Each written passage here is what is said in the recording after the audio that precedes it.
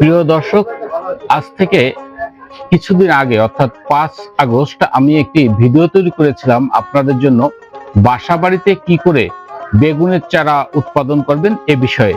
আজকে সেই বেগুনের চারা কেমন হয়েছে সেই বিষয়টা আমি আপনাদের দেখাতে যাচ্ছি।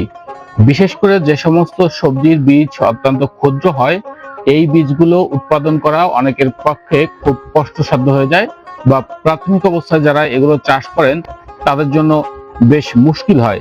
তো আমি আপনাদের দেখাচ্ছি সেই বীজ, যেটা হচ্ছে F1 একটি বীজ ছিল।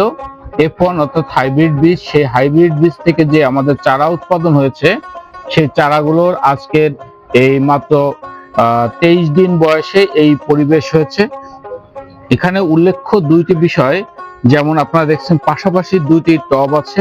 আমি এখানে আপনাদের দেখানোর চেষ্টা করেছি মাটির গুণাগুণের জন্য চারার গুণাগুণও কিন্তু পরিবর্তন হতে পারে। যেমন একই মাটি একটি টবে বেশি পরিমাণ দেওয়া হয়েছে, আরেকটি টবে কম দেওয়া হয়েছে। কম দেওয়া জায়গায় যেটা হয়েছে সেটা হচ্ছে চারা অপেক্ষাকৃত ছোট আছে, আর যেটা বেশি মাটি দেওয়া হয়েছে সেখানে বেশি বড় হয়েছে। এর পিছনে কারণ হচ্ছে বেশি মাটিতে তুলনামূলক জৈব পদার্থ বেশি পেয়েছে, তুলনামূলক পুষ্টি উপাদান বেশি পেয়েছে, এবং আর্দ্রতা বেশি সময় ধরে রাখতে পারে।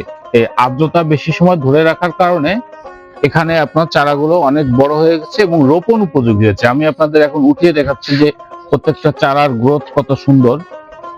দেখেন, শেকড় প্রায় 5 ইঞ্চির মতো হয়ে গেছে। অর্থাৎ যখন আপনার এই চারাগুলোর গ্রোথ ভালো থাকবে তখন এর শেকড় কিন্তু বৃদ্ধি পাবে। তো আমাদের চারাগুলো কিন্তু এখন উপযুক্ত হয়েছে। আমি আপনাদের 5 আগস্টের যে ভিডিওটা দিয়েছিলাম, সেই ভিডিওটা কি করে উৎপাদন করতে হবে ভালো মানের চারা সেই বিষয়টি, আর আজকে আমি সেই চারার গুণাগুণ কেমন হয়েছে সেটা দেখালাম, এবং চারা কোন বয়সে লাগাতে হবে এটি কিন্তু খুব একটা গুরুত্বপূর্ণ বিষয়। আপনি যত ছোট চারা লাগাবেন তত কিন্তু আপনার সেই চারার যে স্টেজ অর্থাৎ ধকল কম পাবে, এবং চারা দ্রুত মাটিতে শিকড় পুনরায় দিতে পারবে। আপনি এই যে আমার এখানে আপনারা দেখছেন যে শেকড়গুলো অনেক বড় হয়েছে, এটা হচ্ছে মূল শেকড়।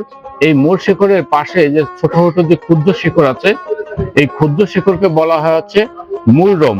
মূলত কিন্তু মূল শিকড় থেকে খাবার খায় না, এই যে ক্ষুদ্র শিকড় মূলরোম, এখান থেকেই কিন্তু খাবার সংগ্রহ করে হচ্ছে গাছে।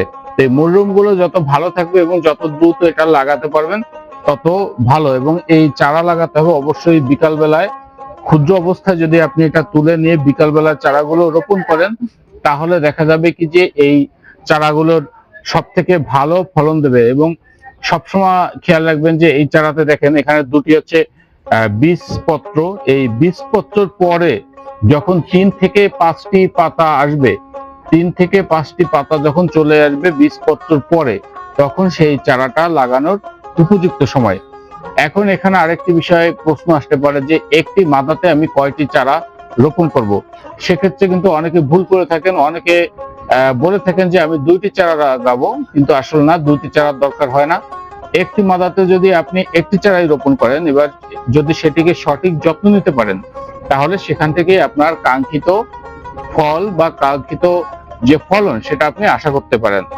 বন্ধুরা, আমাদের ভিডিওগুলো যদি আপনাদের ভালো লেগে থাকে এবং কৃষি বিষয়ে যদি কোনো প্রশ্ন থাকে, তাহলে অবশ্যই আমাদের ফেসবুককে আপনারা একটা প্রশ্ন করতে পারেন। ফেসবুক ছাড়া ইউটিউব চ্যানেলেও আমাদের ভিডিওগুলো পাওয়া যাচ্ছে। আমাদের ইউটিউব চ্যানেলের নাম মৃত্তিকা জীবন ও প্রকৃতি। সবাই সুস্থ থাকবেন, ভালো থাকবেন। আজকে এ পর্যন্তই।